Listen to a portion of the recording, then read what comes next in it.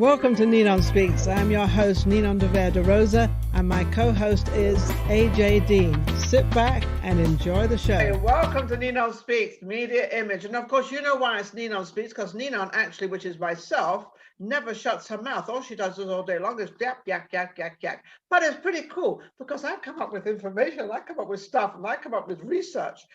I just want to thank everybody out there for joining us, for making this very, very successful. NinonSpeaks has been around for a long time, but as I said before, it's never been on the on Zoom.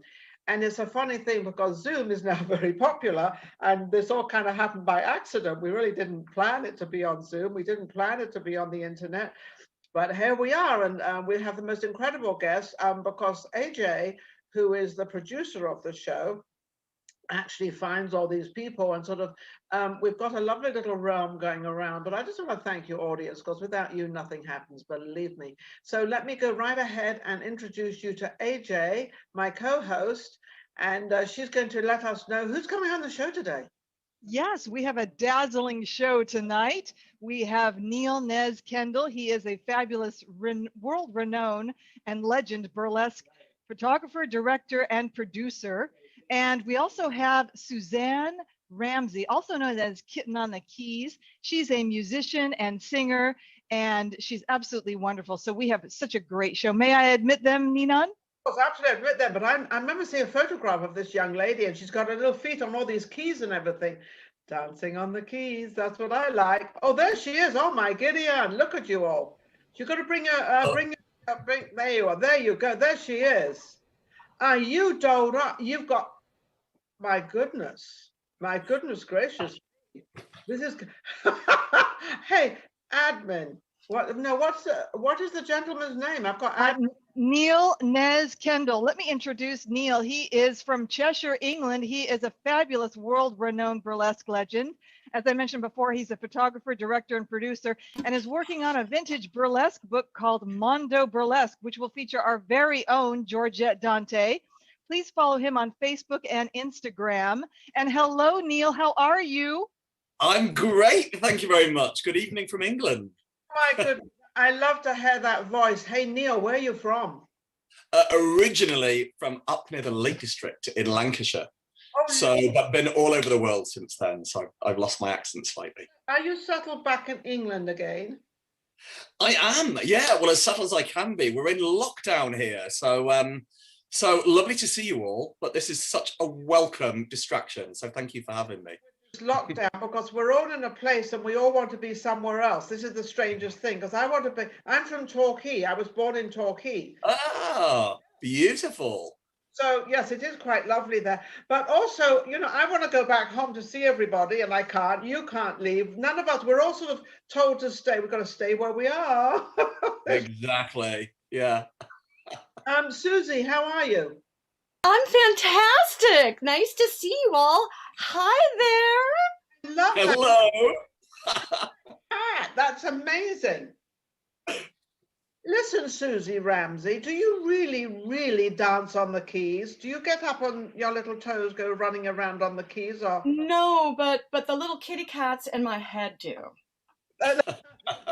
That's in my head. Tiny little cat paws are like on my gray matter going. How old were you when you first started to play the piano, Suze? I was 6 years old. It was forced upon me because I'm from the suburbs. It's like ballet and piano, and I was terrible at both of them. Yeah. In England, when kids, when they have nothing to do, you're going to take piano lessons, you're going to take the flute, you're going to do the, right? Isn't that what? Oh, and then Proposition 13 came into California and they cut all of the arts, which is a big, big, big tragedy. So I'm not complaining about having the arts forced down on me as a little one. You know, it's funny to talk about the arts, but I had a show called Voices of Tomorrow. And the reason I had that show, because I was bringing in the communications and the media back into the schools. And I did this every week. And I'd have all these kids on to let them know. And some of the kids would do the behind the scenes, they do the cameras. And I showed them a whole way that they could actually be back into the media. And I used to teach them exactly. And it was all over television everywhere. And it was really cool because the kids had, and you're right, Proposition 13 came in and bang went all the media and communications in all the schools. And all the music, all instrumental music, all drama, everything. Everything just completely disappeared. So anyway, so how's it in England? Where are you now in England? I am in my little man cave in Chester, in historic Chester. It's like a Harry Potter city. It's really beautiful. Kitten, you should come. You would love it. I will definitely come. I love what you've got surrounding you. Now, I understand, well, through the grapevine, you're very famous. You've been around the world. You actually do photography, but were you at one time a burlesque dancer as a male? No, I would love to be. I have given it a go. One Halloween, I had this amazing, they used to have these like vintage burlesque acts called half and halves. So you might be like half a lion tamer and half a lion, you know, so you'd have like a puppet on your shoulder. Yeah. So one Halloween, I did do this amazing striptease with a devil mounted on my shoulder. And once was enough, you know, it was an amazing experience, but yes, yeah, not a performer. And that was your great experience. How did you get into the photography of burlesque? Because to me, that must be fascinating, only because of, you know, how burlesque people are and what they do and how they make. You must have got some incredible photographs. Well, it's just such a rich tapestry of performers. You know, Suzanne will attest to that. I get people come dressed as like giant octopuses or giant lobsters with these incredible costumes.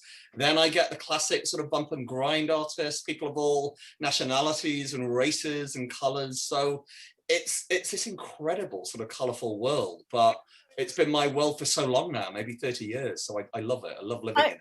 I love how you said the word texture and tapestry, because that's one thing I love about your photography is it's not just a person against a backdrop. It's a whole world with tapestry, and it's really incredible. I've admired your work for so long. Yeah, you're right, because, you know, it's funny. You can, and I love when I see a photo, when I was on set, I'm always on set.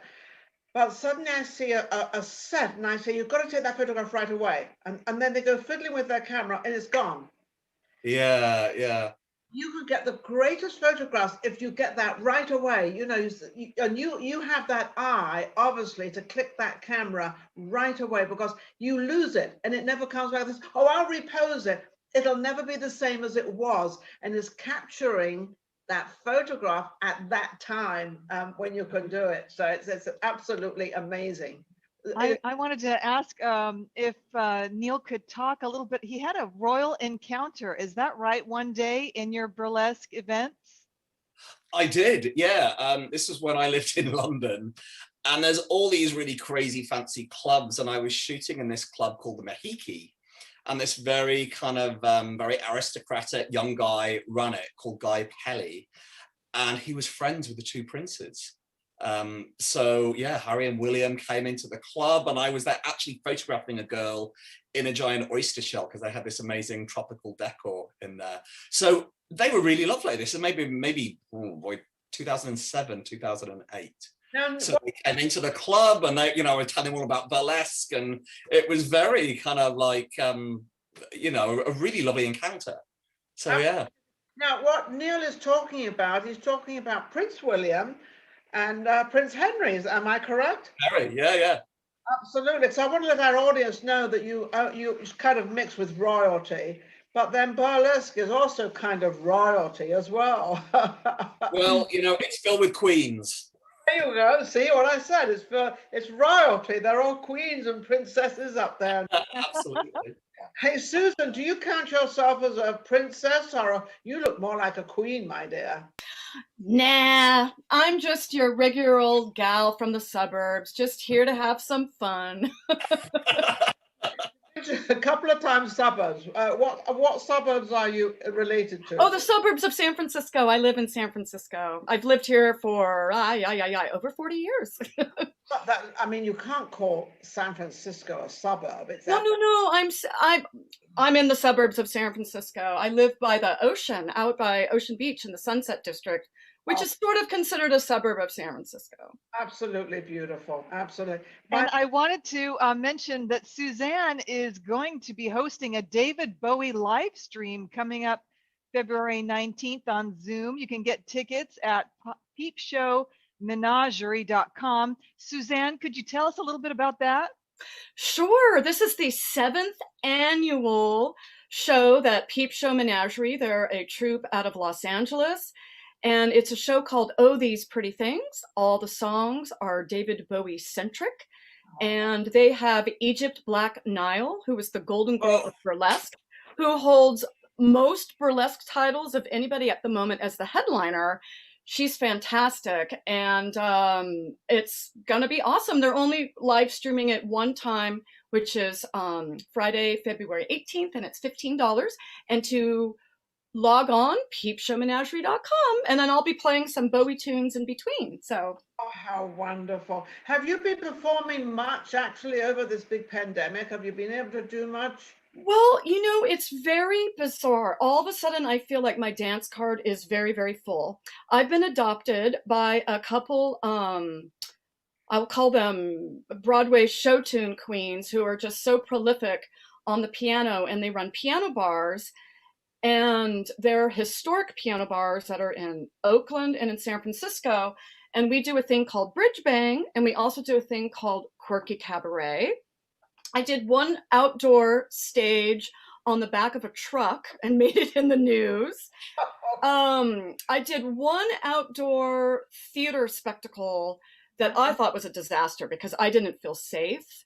And I'm going to start in 2 weeks. A club has been very ingenious, and on the second floor, they have built kind of like a fish tank. I'm going to feel just like a zoo animal, I'm sure, where you're behind plexiglass on the second floor, and all the patrons are outdoors, and then they have an outdoor speaker system. And I'm actually really excited to test this out. My maiden voyage is in 2 weeks. It's something very different, but some good things come out of some things. And this pandemic, a lot of good has come out, actually. And I like to look on the positive side, because people in the entertainment business, especially, and it's whether you dance or play the piano or whatever you do, they have created different ways to do it. And so I love what they're doing. I think that's amazing. What we're doing, we're now on Zoom. I said I would never be on Zoom. I would never be on any of these platforms like this. Well, never's a long time. Hello, we're all here. And Neil, what are you doing to get everything out there? Because, you're very famous and everybody knows you, and sort of you've been clamped down because you have to be at a place.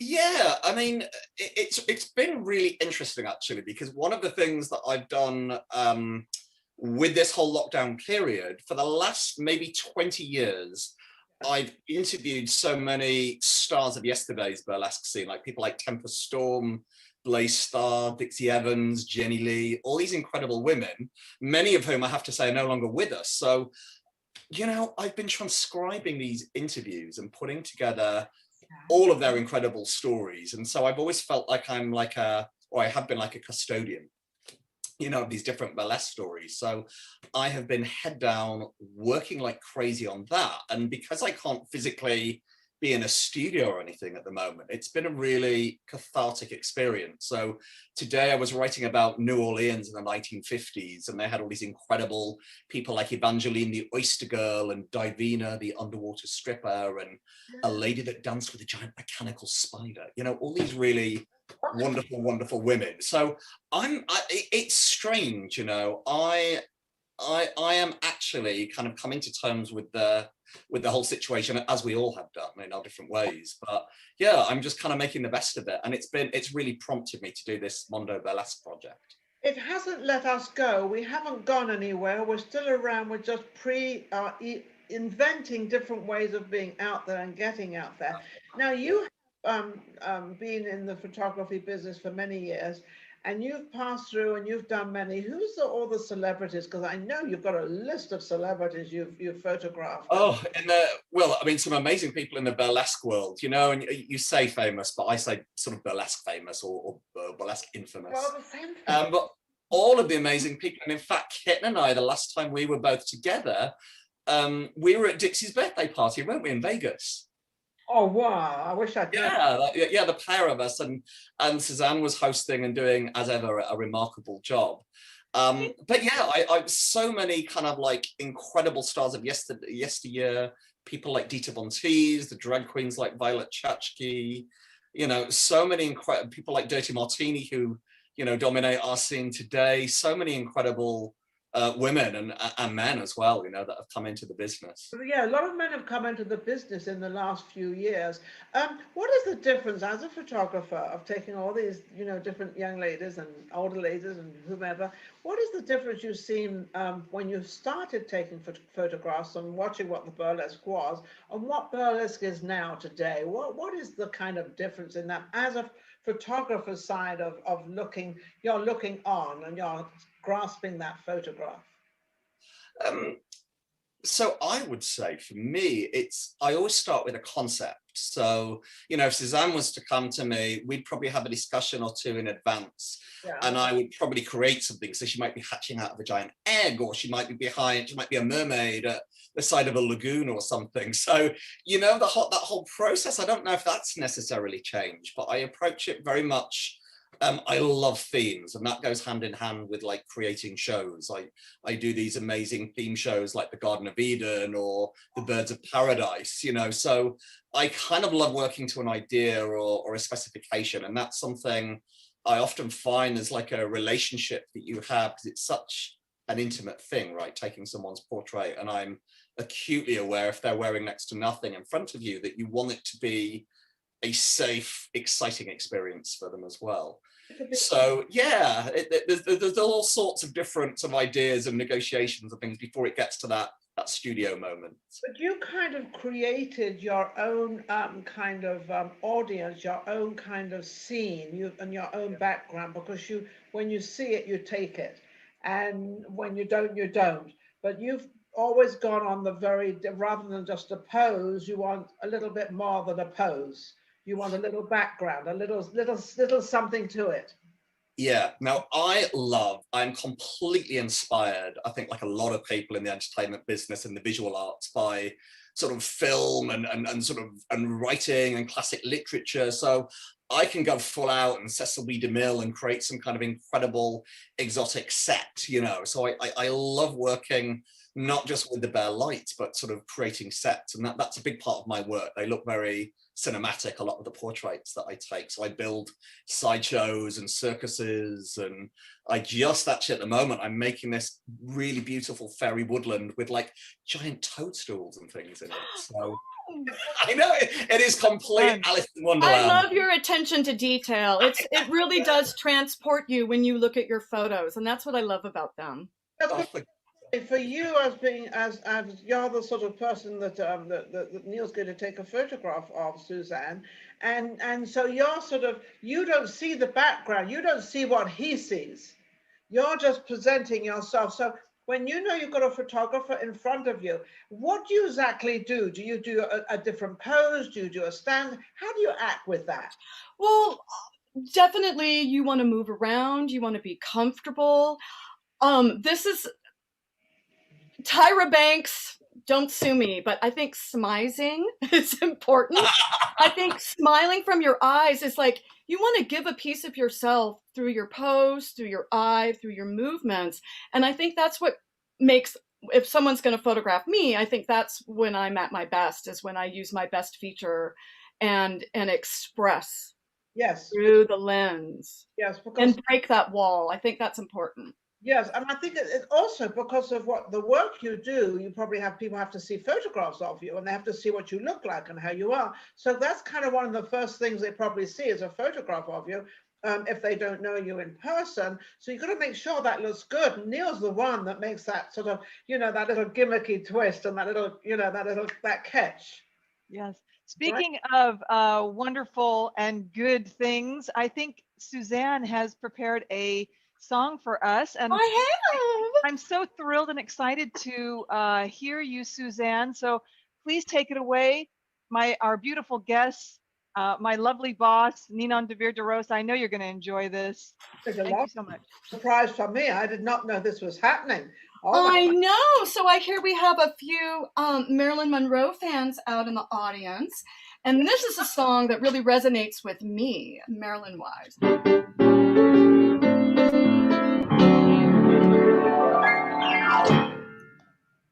I want to be loved by you, just you and nobody else but you. I want to be loved by you alone. I want to be kissed by you, just you and nobody else but you. I want to be kissed by you alone. I couldn't aspire to anything higher than to feel the desire to make you mine. Scooby-Dooby-Doo-Bee-Ba-Da. I want to be loved by you, just you and nobody else but you. I want to be loved by you.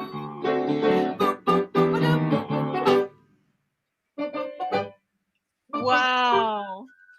Bravo. That's beautiful. Thank you so much. I love it. I love it. You ever dress up or look like Marilyn Monroe? Pardon? Do you ever look like Marilyn Monroe at any time? Do you ever dress up like that, or you just play the music? No, I don't. I'm more of a Shirley Temple. You're Shirley Temple, but you're also, you know who else you are? You're Eliza Minnelli. Ooh, I like that. Yeah. You've got the eyes, hasn't she, Neil? She looks a little bit like Eliza. Absolutely. Yeah. You've got the look of one of those incredible 1920s Parisian boudoir dolls. Do you know the ones that I mean? With the composite thank you. faces. That's a compliment. That's You have a totally cinematic face. So what have you both got in store? What have you got in store coming up apart from the book you're writing, which is kind of a biography of your life? Is that what you're kind of doing, Neil? No, no, it's very much Mondo Burlesque is collecting all of these women's stories. Oh, so you've had the wonderful April March on recently. So it's incredible women that were working from the very late 1930s up until the kind of like late 60s. It's all of their stories. So, you know, upcoming, my next interview is going to be the incredible Georgette Dante, and you know there won't be enough room on a tape recorder to get all her tidbits and stories and everything, because she's had quite the life. Entertainment director. Yeah, she's an incredible woman. She's an amazing woman, and she's just got the energy, and she just keeps going and going and going. She also, we also had April March on. She was absolutely incredible. So we had, who else did we have on, AJ? We also had Buttercup and Dusty Summers, and I love them both too. The nude magician, yeah. There's a skill set. Georgette, we've had a lot of burlesque people on our show. Something which I had not anticipated, but it's probably something that really needed to get out there because we don't see many of them. So we have done this great big thing by bringing them on the show because of Georgette. So it's been amazing that we're bringing all this back again, and also that it's still around. You know, the burlesque is still quite big, and I think it's getting bigger. I'm not sure, but it's but it's, you know, I always say burlesque has had more comebacks than Cher. You know, it comes back every 5 years. I mean, you know, Suzanne, you probably seen the same thing. You know, everyone's like, oh, that bubble's going to burst and it's going to become, you know, but it hasn't. I think as long as you have these incredible artists that have, what I do notice actually is now it's become more political. And I think you get a lot of people with something that has something really to say. You know, so I think it has evolved with society and it's adapted quite well like that. I think burlesque, its original meaning was to parody. So I think we now kind of see all these kind of amazing artists that are actually using their life experiences and their stories and their beliefs and sort of putting them there under the spotlight on stage. And it's really exciting to see, and it keeps it fresh. Yes, like I concur and agree completely. Just like Michelle Lamore and Jet Adore, who were on recently and bringing awareness and all of that wonderful message that the whole world really needs. And I just want to compliment you both. You both look fabulous. I just love your gorgeous attire. And thank you for putting in such thought into looking so wonderful tonight. Thank you. I was going back into the old days of the burlesque, how, you know, they didn't wear very much and it was so risque. And now you see how people, what they do on stage, they got practically nothing on, is nothing. Yeah. And I think as Suzanne, you know, you're kind of in the younger generation, you're still out there, you're still performing. Well, you don't have to tell anyone, but you're still performing out there, you're still doing it all. I mean, you know, 25. I'm just starting. That's the thing. I'm just starting. no, what do you mean you're just starting? No. I meant that I feel like I'm sort of ageless. I'm almost 60 years old, but I just keep going, you know? Well, I'm 39 and holding. I've just been holding a long time. That's all. Yes. You know, the British, fortunately, they manage to keep a good skin, you know, and they can fool us. Because of the lack of sunshine. Yes, that's true. We have all rain and everything and all that kind of stuff. Neil, if you could ever give a photographer any good advice, especially for the younger generation, what advice would you give them to coming out into the world of doing photography and to become well known like you and to sort of, you know, In burlesque specifically, or just generally with photography? generally, or burlesque, they could do burlesque, but that would take it away from you. We don't want that. Yes. So what I would say is that I think if you're going to go into photography, or if you're going to be a musician or a burlesque performer, any of those things, any creative job, I think you have to have that passion, that vision, or something that's inside you, rather than looking at it as a commercial thing. Because, you know, as we all know, burlesque is not, you know, you certainly don't go into it for the money. So I think if you've got like a passion or something that really calls to you, that really sort of connects with you, then take those photographs or write those songs or perform, you know, in that manner. If 1920s kind of dance is your thing, then great, knock yourself out. But don't try and emulate or be somebody else. Just find your own style and nurture that and develop that. Would you call that the key to your success? Because you seem to have a passion for it. What's the key?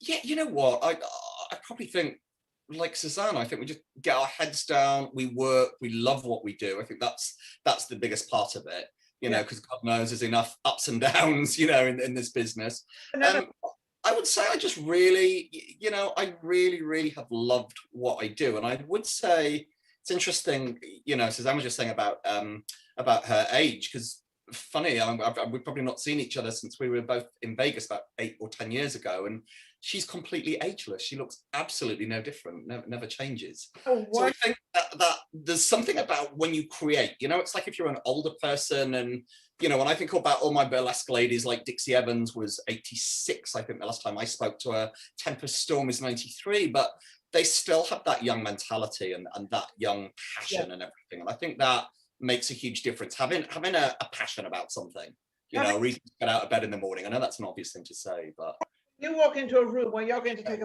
photograph, it oozes that you're so excited to be there, and you're looking, what photograph can I take, how can I, and you're sort of analyzing and taking in the whole thing, and then off you go. Yeah, and it never feels stale. I was just up in the studio, and whilst I can't shoot clients, I've been making this fairy toadstool set, and seriously, it's like I'm about 7 years of age at Greatwood County Primary School in 1976, you know, making a project. So I feel that enthusiastic about it. I really love it, and I love the process of making the photographs, and then before the person comes onto that set, you know, there's a really it's just such a creative process. And there's a lot of work goes into it. Now, Susan, what about the young ladies out there? You know, there's a lot of not burlesque going on out there that I'm going to talk about as of the young ladies, but if young ladies want to come into burlesque, how would you advise them to sort of not to feel shy about it, to feel good about it, and to enjoy it? Oh my goodness. Well, I think for some reason, I've heard Dirty Martini say this, and I really admire her. Burlesque looks like it's a really easy art form, but in actuality, it is not. A lot of the performers have had years and years of training. Like back in my day, if you needed to have inspiration, say from a vintage film reel, you had to search that out. We didn't have the internet. And so I think going out, doing your research, and I mean, And having a passion for it. You Well, have that was the next word that was going to come out was having this passion. And as Neil said, I think things are really changing in the burlesque world. And it went from like fun, lighthearted to where there's a very powerful political message that's going on right now. And it's really nice to see that evolution. It is nice to see that. In the meantime, Sue, go ahead, AJ. I'm sorry to interrupt. What a dazzling and wonderful evening tonight, an interview with both our lovely guests. We have about 5 minutes left. I just want to let everybody know. Oh, thank you so much. Isn't AJ amazing? She puts all this together. Thank you, AJ, for putting everything together. She does everything, and I just, you know, I'm guiding a little bit, you know, what I can do. In the meantime, Susan, how can anybody reach you so that they can book a show with you? Well, they can find me on kittenonthekeys.com, Kitten on the Keys on Instagram, Kitten on the Keys on Facebook page, and I have a YouTube channel, Kitten on the Keys. Go figure. And what would you say your special thing you would like to say to your audience out there? Oh, my special thing I would love to say to the audience is I miss you. I miss being able to have a crowd in the room there with me and reacting to people's reactions to what's happening on stage. And I'd also like to thank Georgette Dante for introducing me to you all. And I'm hoping when things open up, there's a film that she would like to do. And I am so honored that she wants me to do some musical comedy in it with Blanche Debris as a host. So I'm looking forward to seeing people again and having projects work and traveling, getting on a plane. And I miss you and love you. And thanks for keeping the arts alive. Susan Kitten, just remember one thing, you have a tremendous amount of talent.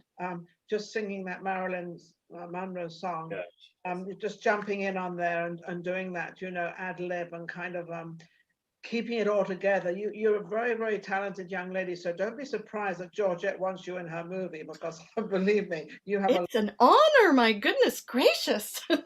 Have such a lot of talent. So that's one. Now, Neil, let's go over to you, and let's see, how can anybody book you and get in touch with you and give me all the info? Literally, you can find me, probably the easiest place is Instagram, and that is Neil Nez Kendall, N-E-Z-L-Z in America, in the middle. So you will find me on Instagram, yeah, or Google me, yeah. Google you. Do you do any other photography apart from burlesque? Do you venture into anything else, or do you just, that's kind of what you do?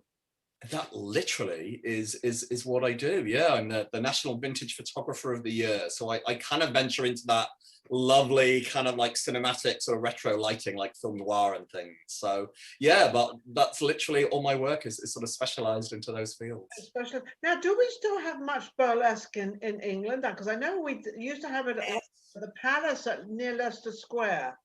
Yeah, there are so many great shows here. You know, obviously right at this moment we're in lockdown, but I know with my own shows, Halloween's always a big one for me. Christmas is a huge one. I'm doing a crazy nightmare before Christmas. And last year was, well, the year before last year was Tips a Wonderful Life. So, so thematic shows. And you know what? It's so funny, Nolan, because I'm literally planning shows and casting and things. I mean, as Suzanne's saying, I cannot wait to get back out there and be with people. And I think, boy, it is going to be the roaring 20s all over again. This is my prediction, that when these shackles come off us, we'll all be out there creating, making it all happen again, right? There's such a renaissance going on. And I just want to speak briefly about San Francisco, because so many artists were kicked out because the tech company came in, and rents are like, seriously, $4,000-$5,000 for a 1-bedroom. And because of the pandemic and all of the tech companies leaving, all of the artists here that are still here, like the fact that I'm still here is unbelievable. And I know that there's going to be a renaissance. There is going to be such a need for the arts, and I'm excited to be here to see that happen. I'm just thrilled, and I want to be a part of that revolution. Oh, you will. Believe me, Suzanne Kitten, you'll definitely be a part of that. And Neil, you know, what does emphasize? We don't have much time, but how can people reach you to do that? Because you do sets and you put on show. I did not realize you put on shows as well. Yeah, over sort of 20 years of doing the shows. So yeah, I'm just going to keep it really simple. If you're running out of time, it's all through that Neil Nez Kendall Instagram. Just sort of find me there, and I post about the shows and the tickets and everything. But yeah, I cannot wait for us all to be creating and making new work. I'm just seeing this as, you know, it's funny. It's like we're at a new moment in history. This is our Second World War, our generation's Second World War. And I think so many great things will come out the other side of this, you know, and I really agree with what Suzanne said about the arts. You know, I think we're all chomping at the bit to sort of bring our skills to the table. Vera Lynn's "We'll Meet Again" is like a hit again.